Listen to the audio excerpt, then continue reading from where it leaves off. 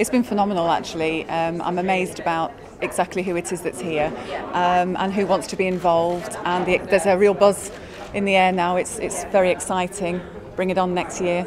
As soon as Charlie received her award and I was sat at the table and I saw her face change, and she just became this new child and she bounced back, I knew then, and I said to Dave, we've got to do this, but we have to bring it to the Northwest, because we had to go down to London, and when you're a family of limited means, as we were, to go down to London, it is a big expense, so that's why we wanted to bring it here in the Northwest. To be honest, I'm surprised it hasn't been done before, and when we decided to do it and we were looking for the name, we did actually have to look around just to make sure, surely somebody must already be using this name, there must be something else out there, but everything was all down in London, so let's do it. Absolutely, celebrate the people of the Northwest, that's what it's all about.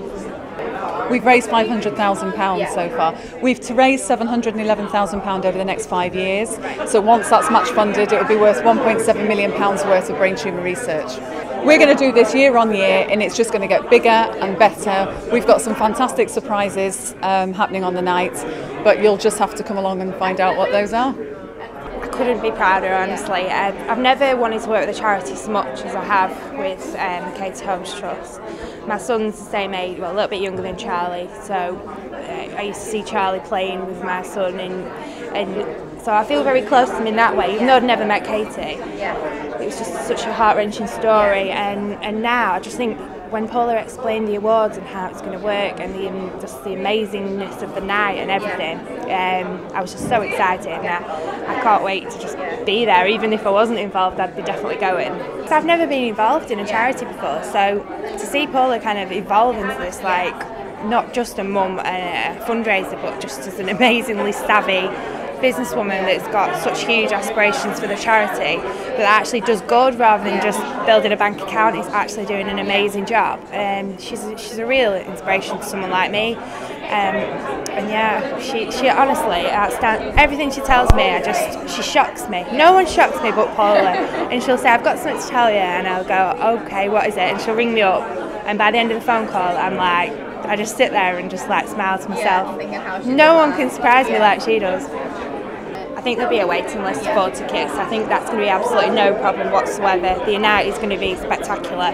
There'll be no problem with selling tables. We obviously want to generate some sponsorship in different areas for the awards, and also for other areas that people might be able to help with, whether that be just champagne or flowers or anything. We want some help from the Northwest, and we will be giving back in every which way possible.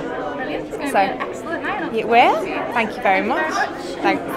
Extremely proud. I didn't actually realise how big this was going to get. I turned up here this morning to support it, and then it's really been mind-boggling seeing the speeches and realising how big this is going to be, especially bringing this to the north of England, northwest, rather than everything taking place down south. Yeah, it's pretty humbling as well, because people tend to go through their day-to-day lives taking things for granted, and when you realise, you know, there's people with much more bigger difficulties than we've got. At the Guildhall last year, we did this big concert, which sold incredibly well. And as you say, £37,000, which went actually directly into the charity, went directly to the university, which is doing the research into this terrible illness. You see, what's fantastic is with an event like this, I don't think most people would know where to start. And yet, somehow Paula and David have managed to pull this all together. I think it's their brainchild, and I think it's a real credit to them that they've worked so hard and so tirelessly to pull what will be what could potentially end up being a very prestigious annual event in the Northwest. As you say, like, you have the Pride of Britain Awards every year, and it is surprising that this is going to be the first actual North, even not necessarily Northwest, but even one that's taken place within the North. It's surprising it's took that long, and it's suppose for you to be a part of that, you must be really proud. Yeah, I'm very proud. Yeah. I'm very proud about, first of all, the fact that I'm involved in it, and secondly, that we're doing something of this nature, that somebody like Paula and David have stood up and made something of this type happen. It takes somebody with that kind of drive to get up and say, why aren't we doing this type of event in the northwest of the UK?